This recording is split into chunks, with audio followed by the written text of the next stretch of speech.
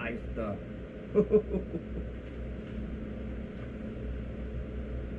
Uy, ayos ah. Okay to. Narinig nyo dun sa ano? Dun sa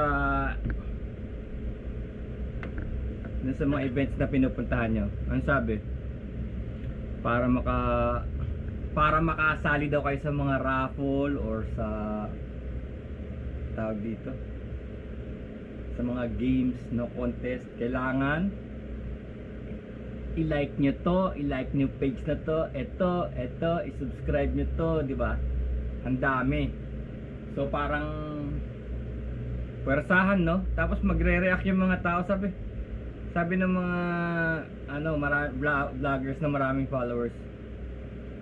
Bakit meron akong 500,000 na ano, na followers, tapos ang reactor ko 5-10 lang, no?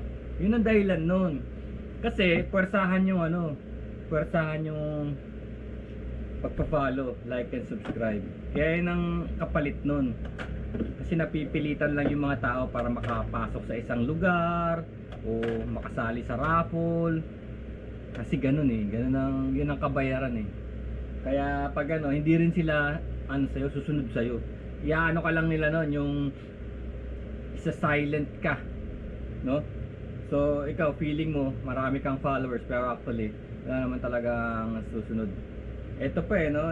Naalala niyo yung parang joke nung time namin, siguro nung time namin, gino-joke namin yun, sabi, nung una gusto mo ng trabaho, ngayon mate, binigyan kita ng trabaho, gusto mo pa ng sweldo, no? So yun, yung joke namin yun eh, siguro 20 years back, joke namin yun eh. Sabi niya, tawa kami ng tawa eh,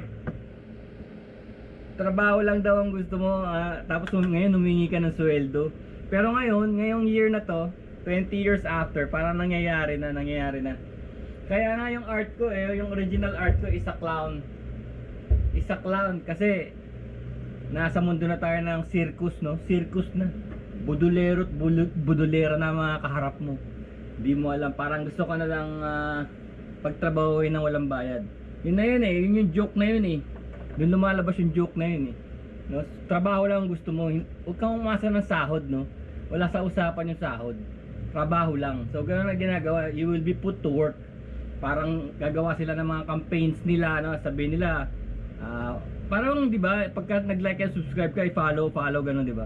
Kala ng mga tao na yun na pwersahang manonood yung mga tao kahit na hindi nila gusto yung mga pinalalabas nila sa mga channels nila, no? Ito pa matindi, kagaya niya na. Ang dami ko nakikita eh, kagaya ng sinasabi sa'yo, parang sa clown na nga, no? Parang mga clown na nga mga kausap mo ngayon, no? Yung logo competition, logo competition, paggawa ng logo, meron silang competition na kanila na yung rights dun sa logo na i-present mo sa kanila. Ibig sabihin, they're stealing idea, no? Sasabihin nila ang first prize is 5,000, second prize is 3,000, first prize is 1,000, no? Pesos, ganun lang kaliit, no? Pero actually, freelancer ka, 20 years back ang paggawa ng logo is 5,000 na. Freelancer, 20 years ago. Tapos ngayon, after 20 years, kung kailan matindi na inflation, eto na. Pinagagawa ka na ng libre, tapos marami kang kalaban. Pag nanalo ka ng first prize, 5,000. Which is the price way before, di ba? So, nakakatawa, no? Kasi kukunin na nila yung idea mo eh. Ang masaklap na ito, maraming papatol dun. Maraming papatol na talented na Pilipino na artist. Maraming papatol, lalo na yung mga bata, thinking na kaya nila manalo, no? Kasi marami ring ganyang marami ring mga ganyang parang websites na yung ganun nga, online nga yung makikipag-compete ka sa isang project based on dun sa requirement nung kliyente nila, pero ang baba ng pag nanalo ka, ang baba ng presyo, tapos malaki ang chance mong matalo kasi worldwide eh. So ganun nangyayari ngayon. You will be put to work without any compensation. Hindi kagaya noon, dati sasabihin nila merong initial outlay ng pera, no? Kagaya ng mga competition, example ay mga limbawa custom bikes, no? Custom bikes. So, pag napili yung grupo mo, bibigyan kayo ng budget. Bibigyan kayo ng initial budget. Tapos, 100,000 pesos, gagawa kayo ng custom bike in a month or maybe in 2 weeks or 3 weeks, gano'n. Tapos, after that, sa inyo na yung bike. So, yun yung kabayaran. So, win or lose, meron kayong bike. May hawak kayong bike. So, ibig sabihin, parang hindi ka natatalo kasi ang gagawin nila, i-broadcast nila yun eh.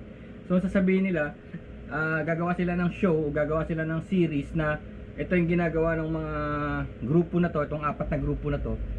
Tapos, kikita sila ron kasi papalabas sila sa area yun, may commercial, no?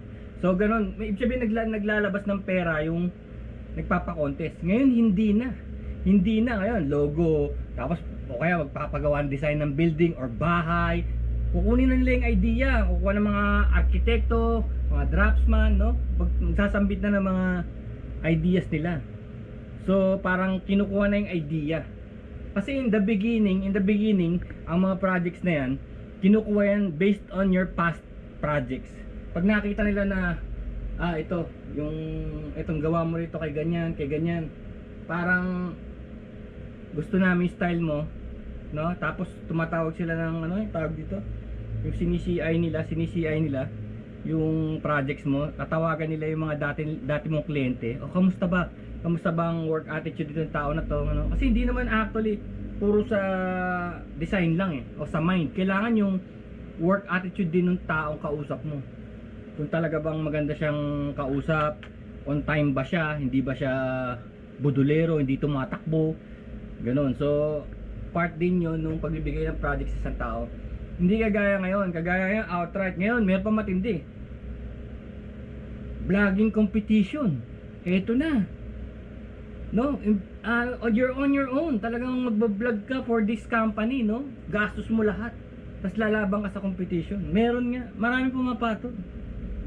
Parang lumalabas nga nito, ano ka lang, tatrabaho ka lang nang walang compensation, no? Which is sad, no? Sad naman kasi mga talented na tao maasa, pero wala talaga, nagiging ganun na yung uso, yung cycle sa buhay, no? Para bang sasabihin na lang sa'yo, edi kung ayaw mo, malis ka, o kung di mo gusto, tayo ka sarili mong bansa, no? Mga ganyan na lang yung mga rhetorics ng mga tao ngayon, no? If you can take the heat, get out of the kitchen, no? Pero kawawa yung mga Pilipino kung ganun ang style, no? Kasi ang yayaman lang dito talaga may pera. Pero palagay ko ang nagpauso nito yung mga yung mga advertising company. Sila yung nakaisip nito na sa panahon na to, yung generation nila sa panahon na to, ganun dapat, no? Kaya mo naman siyang budulin. Kaya nauso yung word na yun Kaya mong budulin kasi nagbubudol ngayon, hindi na yung mga kawatan Nagbubudol ngayon yung mga disenteng tao na, yung mga mayayaman, yung mga may mga corporation. Sila na ngayon na nakakaisip ng ganyang style. Kumbaga legitimate budol, no? Wala kang mahahabol kasi oras na sinubmit mo yung ideas mo, huli na, no? Meron na silang idea. Ikaw na yung nag-trigger nun, galing na sa utak mo yun, sa iyong creative mind. Nakakuha na, di ba? Like you, GoPro vlogger, he's a clown. So ingat lang kung payag kayo sa ganyan, kasi ang iniisip ko lang, if you start this way, magiging puro ganyan na trabaho nyo, at mapupustrate kayo na mapupustrate dahil unang-una gumagastos kayo ng overhead, walang bumabalik, no? So nakaka-frustrate lang doon sa mga upcoming na creative vloggers tsaka yung creative people na hindi nababayaran yung kanilang creativity, lalo na yung experiences, no? So kaso ingat kayo, ito na reality natin, ito na, we are already inside a big circus, no? Kanya-kanya na. Peace.